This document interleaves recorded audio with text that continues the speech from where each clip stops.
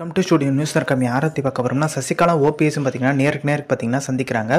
So MGR மரியாதை செலுத்தும் போது பார்த்தீங்கன்னா இந்த நிகழ்வு நடக்குது. 2 பேர் தொண்டர்கள் வாழ்க வாழ்க கோஷம் போடுறாங்க. ஓபிஎஸ் தொண்டர்கள் வாழ்கம் போடுறாங்க. சசிகலா அவங்க தொண்டர்கள் சசிகலா வாழ்கம் போடுறாங்க. கிட்டத்தட்ட மோதல் மாட்ட ஒரு சூழ்நிலை போச்சு. இரட்டை இலை சின்னம் பார்த்தீங்கன்னா ஓபிஎஸ்க்கு கிடைக்கிறதுக்கான வாய்ப்பு இருக்குது. இல்லைனா பார்த்தீங்கன்னா எடப்பாடி பழனிசாமிக்கு கிடைக்கிறதுக்கான வாய்ப்பு இல்லைன்ற மாதிரி சொல்கிறாங்க. அதிகபட்சமாக 2 பேர் கிடைக்கலாம் முடங்கிறதுக்கான வாய்ப்பு தான் இருக்குது.